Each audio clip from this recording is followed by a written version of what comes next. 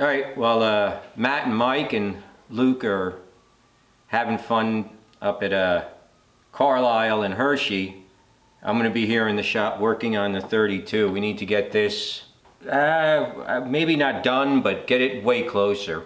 There's no wiring in the car. I just wired it enough to start it. So the whole car has to be wired. Got to get all the lights working. Got to fix all the lights, turn signals, everything. And we're gonna do some other work to it too. We're gonna clean up the interior a little bit till just to make it a little more presentable. And yeah, and I'm sure there's a whole big long list of things I'm gonna find along the way.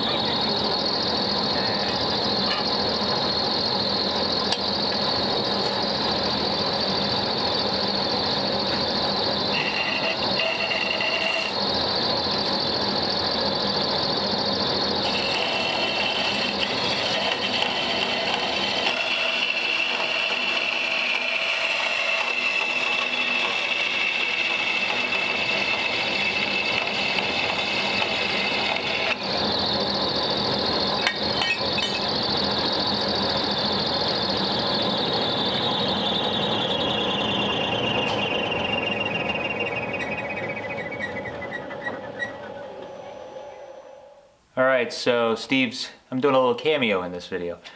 Steve's doing all the wiring and stuff that we may have showed earlier. I hope he showed.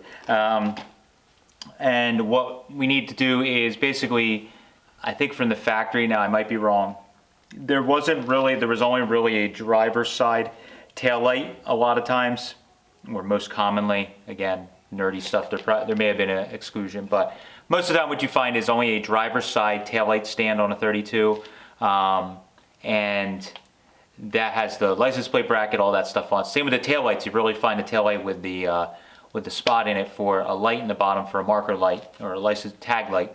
And what we want to do is put 2 taillights on this thing. We want to wire them up so that we can have taillights on both sides and use them also for turn signals. So Steve's been doing some of the modifications to change the bulb holders. Like we do, we take the old parts, modify them internally so that they're still old parts. Especially on a car like this, we want the age to most of the parts. So I had a second taillight stand here that's already been cut and modified previously where it's split.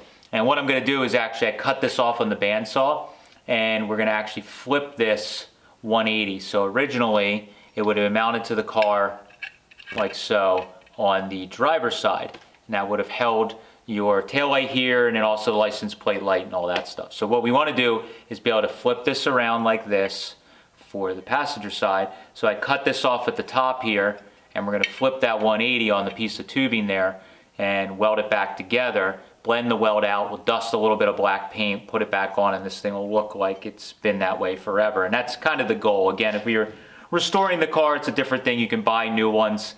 But when you're doing a car like this where you want most of the stuff to kind of look old, this is very important. So I'm going to mock it up in this little fixturing power arm baby Wilton device that we just got recently. Kind of excited to use this. So I'm going to mock it up in this, get it tack welded with the TIG, fully weld it, grind all the welds down, and then it'll be ready for Steve to keep moving along with his project. So get going.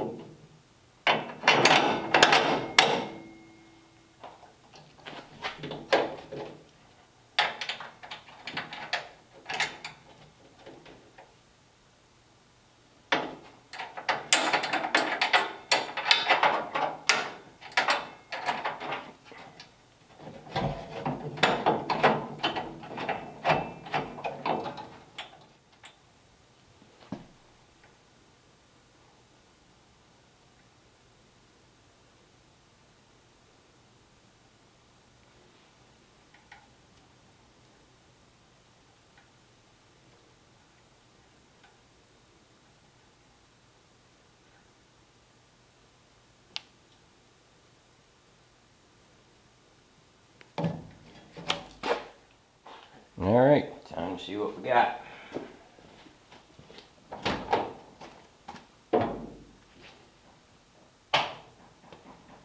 Oh, nothing if we don't turn the battery on.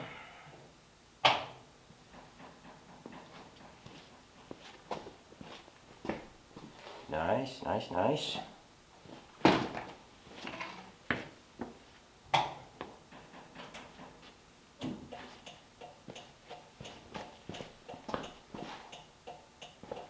Excellent.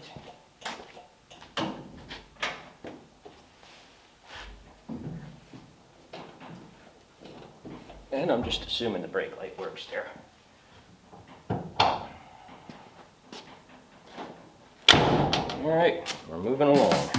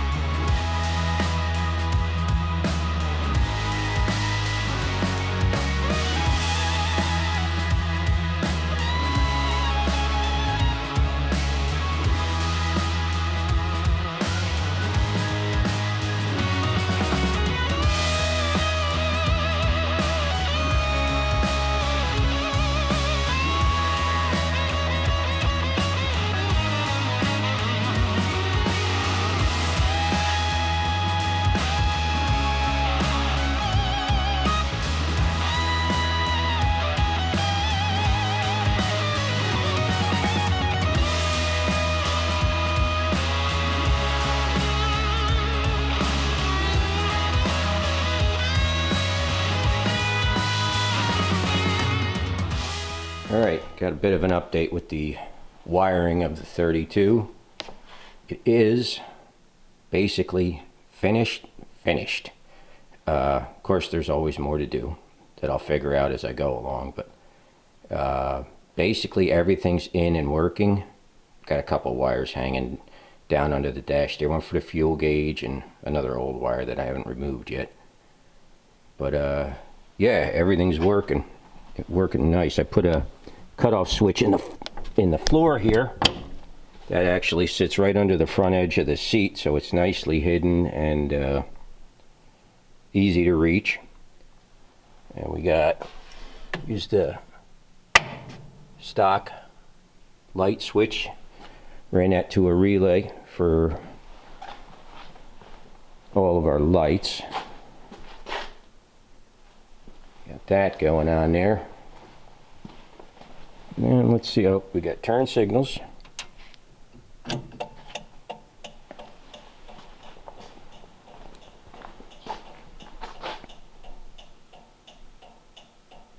Seem to be working. Nice. We got the front turn signal up there on top of the headlight.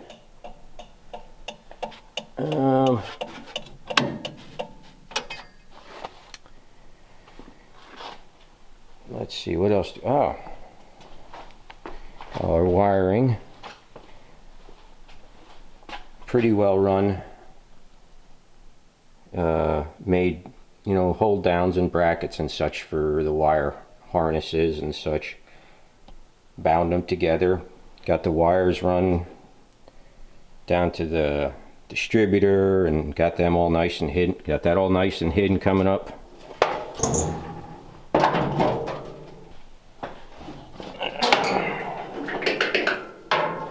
On this side, have the generator all wired up. Got those wires hidden nicely, run along the engine and back to the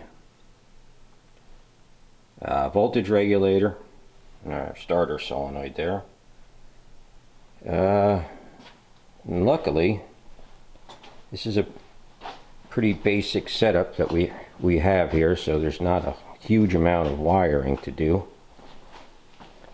And with the 32, if you use the stock gauge tunnel, it makes a really great place to mount all your stuff. I still have a little tidying up to do, but everything's mounted in there. Everything's tucked up, can't see anything. Once we get the final gauges in the car, I can do all the final running of the wires. But yeah, that's where we are with the wiring. Got the floorboards in here too. Made a bracket for the parking brake. And that's where we're up to. Gonna keep moving, gonna get this thing on the road soon. And as a side note, well, this is kind of risky. I haven't started the car today. Was having a bear of a time getting the car started. There's something wrong with the fuel pump was no good and couldn't get fuel to draw, and it just wouldn't start, and when we did get it to start, it wouldn't run. So well, we're going to find out if that problem is fixed.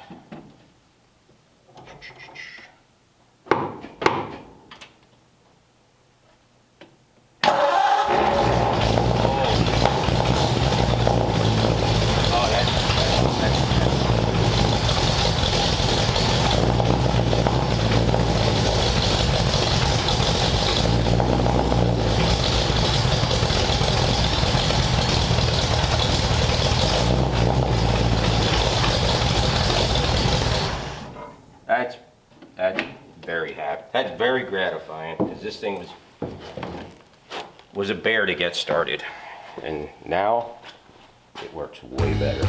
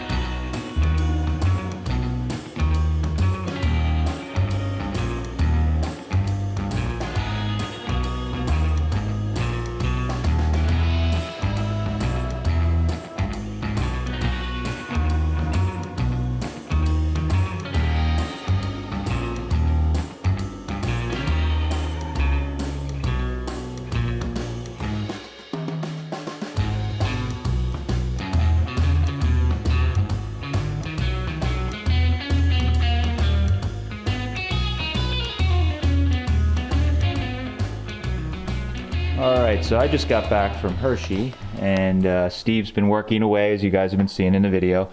and he showed a little bit. He got the sound deadening and all that stuff ready. We ran just a little short. I don't know where it's at, but the rubber.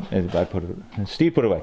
The rubber mat that we used, the little pebble mat we've been talking about. He was just a little short, so we had to order some. So we didn't quite get that done this week, but Missed it by 3 inches. 3 inches. So it was up at the toe board. It didn't quite go all the way up, and we wanted to look nice. So we're gonna wait for that. So he already has the speedometer out. What I scored, it was on my list, and I didn't think I'd find it. 32 Ford had an option, or it was an aftermarket, I'm not quite sure, but for like dual gauges. So originally these gauges in the early cars didn't have a water temp gauge and didn't have an oil pressure. They just had a amp gauge, and then the one over there is fuel and a speedometer. So of course with a flathead you want to have some sort of eye on water temperature, because they can tend to run a little warmer than your average vehicle, and we obviously want oil pressure because we want to know what the heck's going on. So they made these gauges that were like dual gauges, that were, I believe, an option, but maybe an aftermarket company made it. Didn't think I was going to find them. I got lucky and found a guy that had 2. I think one's a reproduction and maybe one's restored, but these are the gauges. I was telling Steve about them. You can see here, so I don't know if you want to try and pull that one out. Can't do it with one hand. That's nice. So oil checks gauge, but you can see the oil is, I believe, on and off. I don't know exactly how that works, or if it shows. I've never seen one in action. Maybe it has the numbers on it. Let me get a little bit of a, there we go. So it has off right now. I don't know if it shows the numbers when it's running. We'll have to see. And then the amperage gauge is actually like a little globe, or like a Model A speedometer that goes back and forth. So that fits in the same hole as one of the gauges. And then this one here, oh, that's the switch. Where's the other gauge at? Where's that the gauge? That's just the switch. All right, the gauge is somewhere. We'll have to go find that. Right, All it looks like this but different. It looks like this one, but different. Let me go find that. Okay, I had to go dig around my Hershey stuff and found the other gauge. So here it is. Again, it's got the dual, so it's got the water temperature on the right, and then it's got the fuel on the other side. I think this one still needs to die. But either way, getting these gauges is key, because I really didn't want to cut the dash. Originally, they had it where you cut a hole in the hose, and then this sandwiches into the radiator hose. I don't know if we want to do that, so we may find the correct fittings to make the probe work, and this tube nut or whatever, cap nut, will thread on. So we're gonna have to do a little figuring out, but we figured we'll get these mounted in the dash just to see how everything works and looks. And then also with Steve doing the wiring, he can get this amp gauge hooked up, and we can get this oil pressure hooked up, since it's electric sender, I believe. Or no, this is mechanical, isn't it? No, it's electric. Oh yeah, okay. Yep. So yeah, since this is electric, we can just hook all this stuff up. It'll work great. Bing, bang, boom. Everything will be perfect. It'll ever be perfect after a bunch of fiddling around. But man, it'll be way easier to cut a couple holes in the dash, but we're on this car, we're trying not to. So we're going to leave that in. So that's the next little part of this project. Then we have to kind of make some decisions here on the original interior. We want to get the dome light working, and the dash lights. So Steve's going to work a little bit on that stuff, getting those switches all wired up. And then it'll be kind of neat to have all the original switches and gauges all kind of working where it's customized but looks kind of factory. So that's what we got going. Now I'm going to go do something else and let Steve work. Back to work. Back to work.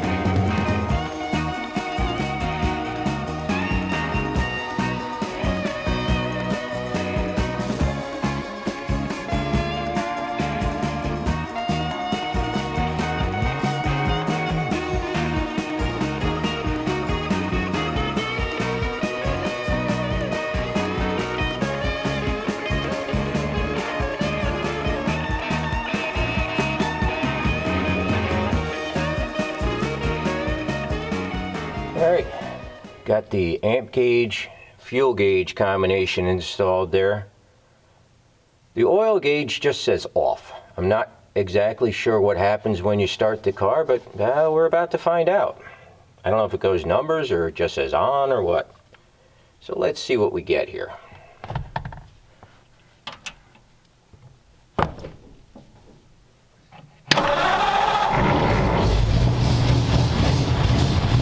Oh, yep, it says on.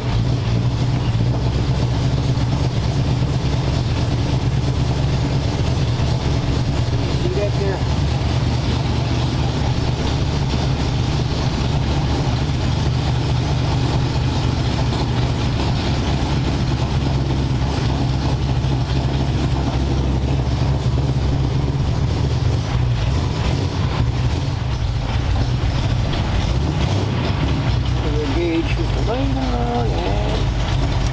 Flip it over, it goes to off.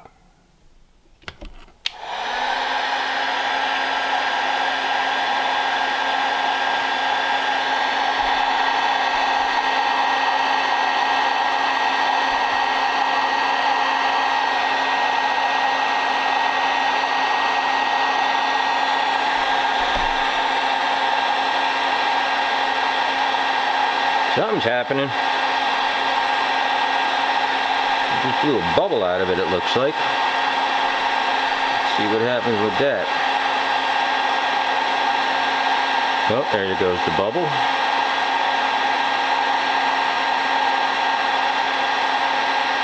Another bubble. I don't know if you can see that. There's little bubbles blowing up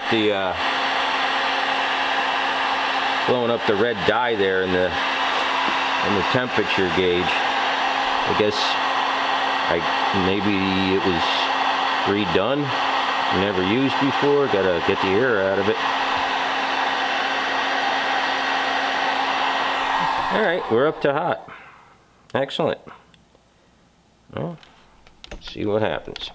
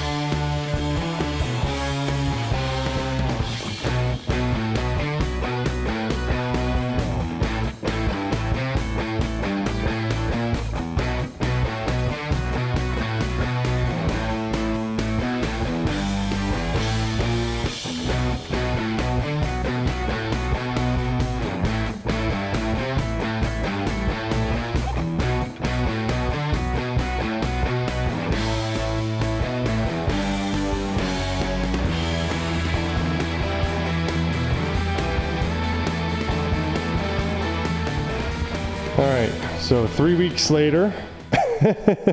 And the 32 is didn't let go without a fight. Done. Yeah, I don't even know if I put that word on it yet, but closer. It's getting there. Yes. Yeah. So let's go over everything you did while we were having fun at Carlisle and Hershey. Do you want to start at the front or the back? Because it's pretty much everything. We'll start at, we're at the back, so we'll start at the back. Put taillights on it. These cars only had one taillight. Matt cut the base off of another taillight stand and turned it around, and we put one on the passenger side also. Had to modify the buckets to put 2 filament bulbs in it so we could use turn signals and brake lights. Yeah, the whole car, and you know, of course, ran all the wiring all the way back here. So the car got a full rewire, basically a fresh start. Yes. From there was no wire that was savable on the car. Yeah, there was nothing that would save it. That would save I'll it. go around to the other side. All right. All right, and saw some of the videos. I got the driver's seat fixed. The wooden frame on this side of the seat collapsed. Someone tried to wire it together with some farmer's wire. Oh God. Yeah, the farmer's wire. So I just made a doubler plates, glued it together, screwed it, and bolted it all back together, and see how long it works. I mean, the seat's not in great shape, but at least you can sit in it now without being on the floor. Being Yep. sideways. Yeah, exactly. Matt found these gauges at Hershey? Yeah, he found At it. Hershey. Fuel and temperature and amps and oil. Pressure. I don't know if you could call it pressure, because when you start the car, it just goes from off to on. It's an oil indicator. Exactly. It's kind of like an idiot light. Yeah, there's oil pressure. You just don't know how much. Exactly, yes. It's there. Basically an idiot light. Yep. And wired in a cutoff switch right down here, right under the edge of the seat. Oh, nice. Is it like the ones? Oh, yeah, it's like the ones in the DeLorean car. Yeah, it's in a nice spot right there. Don't tell nobody where it is. It's a security feature. Yeah, it's secret for us. Yeah, there you go. Got lights, the lights in the dash on. Ooh. Yeah, looks pretty good. Headlights on. Yeah. Taillights on. Yeah, look at that. Yeah, everything should be. A fancy piece of machinery. Do I got brake lights there? That side you do. Ah! That one you don't. All right. I gotta go back and look at that. I think there's something in the switch. Well, we got one brake light. Exactly. I'm not. Add that to the punch list for next week. Exactly. Yeah, it's not gonna happen today. And you've been like doing tune-up stuff, trying to get it to run better now that it has a full exhaust. Yeah. The thing was getting really hard. We're gonna call it impossible to start. It just didn't want to start anymore. I started going through everything, and it ended up needing a fuel pump. I tried to rebuild a fuel pump that with the chrome one that was on the car, but I think the rebuild kit was older than the fuel pump, and the diaphragm's so stiff there's pump. no give. Yeah. So I put another fuel pump on it, and went through, played with the carbs some more, got them tuned pretty well. So now the car starts beautifully now. Starts right up and runs, even with that big cam. It's pretty nice how nicely it starts. Cool. Yeah. So Steve was hard at work while we were at Hershey, so this thing's one step closer to being driven all the time. I believe we're going to be sending it to upholstery to get the interior possibly redone. I'm not sure how much interior he's going to get done, but he's gonna do something with it. Yeah. So then the next video we're going to do, probably next week. It's supposed to be decent next week. Pull it outside and finally wash it and give it a bath and do some light polishing to bring the paint back up, because it is still pretty shiny in spots. Like there's a decent reflection to the paint, so it should come up pretty nice. And then just put this one on ice, I think, till the spring, because we got other projects to work on. Yes, we do. We got a lot of stuff. So Steve, all this video credit goes to Steve. He spent basically 2.5 weeks and just kicked butt. So this thing's one step closer. So thanks guys for watching. Hopefully in the next video, this thing will look way better. So we're excited for that. That's the exciting part of all this. At least we're going to clean the windows anyhow. Yeah, exactly. We can see it to drive it. Yeah. So thanks guys for watching. Appreciate it. Catch you later.